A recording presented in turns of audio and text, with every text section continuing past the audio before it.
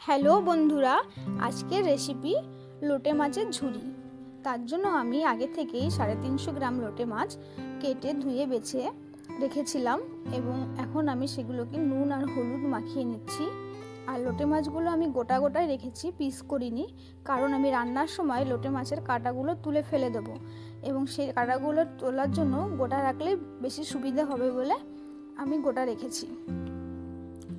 আর যতক্ষণ আমি মশলা কষবো ততক্ষণ অবধি নুন হলুদ মাখিয়ে রাখলেই হবে। আর এর জন্য আমি নিয়েছি পেঁয়াজ কুচি, রসুনের কুচি, আদা কুচি, লঙ্কা চেরা আর রয়েছে টমেটো কুচি।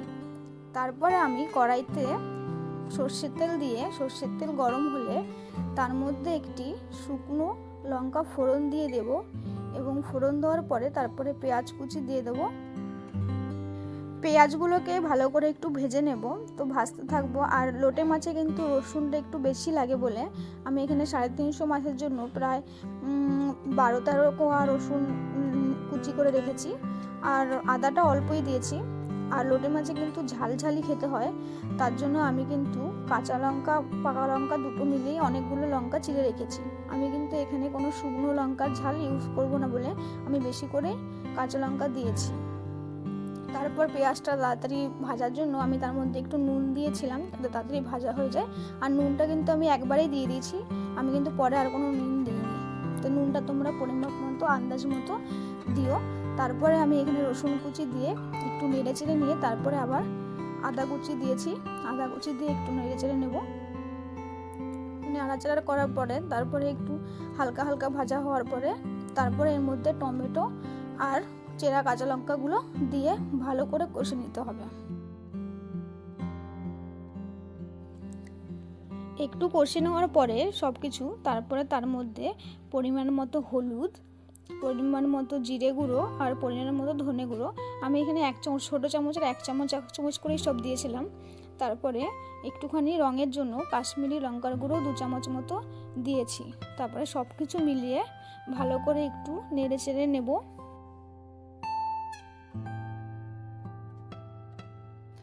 সব কিছু দিয়ে ভালো করে মশলাগুলোকে কষিয়ে নিয়ে তারপরে মাছগুলো এর ওপরে সাজিয়ে দিয়েছি মশলার উপরে, এবং গ্যাসের ফ্লেম কিন্তু খুব লো আঁচেই রেখেছি। হাই রাখলে কিন্তু মশলা পুড়ে যাবে। আর আমি কিন্তু রান্নায় কোনো জল ইউজ করছি না, মাছ থেকেই জল বেরোবে, তাতেই মাছ রান্না হয়ে যাবে। লোটে মাছে প্রচুর পরিমাণে জল থাকে। তারপরে 2 মিনিটের মতো আমি ঢাকা দিয়ে রেখেছি।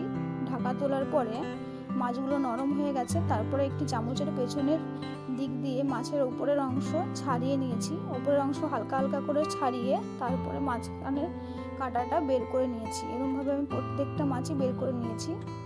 এই সময় যদি কারো গরম লাগে তাহলে তারা কিন্তু গ্যাসটা বন্ধ করেও নিতে পারো। আমি কিন্তু লো ফ্লেমেই রেখেছিলাম গ্যাসটাকে। যেরকমভাবে আমি মাছের কাঁটাগুলো বেছে নিয়েছি সেরকমভাবে করা কিন্তু খুবই সহজ, করলেই বুঝতে পারবে।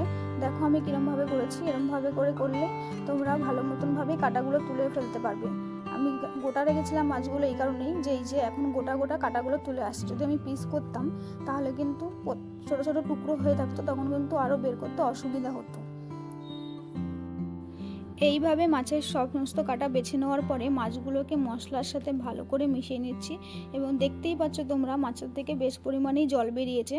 আর আমি কিন্তু গ্যাসের ফ্লেম মিডিয়াম রেখে এই জলটাকে শুকিয়ে নেব এবং নাড়াচাড়া করতে থাকবো। নাড়াচাড়া করতে হবে, নয়তো নিচে লেগে যাবে। দেখো আমি এভাবে প্রায় 5-6 মিনিট মতো নাড়াচাড়া করতে করতে আমার এরকমভাবে জল শুকিয়ে গিয়েছে, আমার প্রায় হয়ে গিয়েছে রান্নাটা। এই অবস্থায় তোমাদের কাছে ধনেপাতা কুচি থাকলে অবশ্যই লাস্টে একটু ধনেপাতা কুচি ছড়িয়ে দিও। আমার কাছে ধনেপাতা ছিল না সেদিন, তাই আমি দিতে পারিনি। ধনেপাতা কুচি দিলে খুবই ভালো হয়। এরমভাবেই আমার রান্না তৈরি হয়েছে। তোমরাও এরমভাবে করে দেখো কেমন হয় এবং আমাকে জানিও কমেন্ট করে যে কেমন খেতে হয়েছে। আর আমার চ্যানেলটি সাবস্ক্রাইব করে আমার পাশে থেকো। আবার দেখা হচ্ছে পরবর্তী কোনো নতুন ভিডিওতে।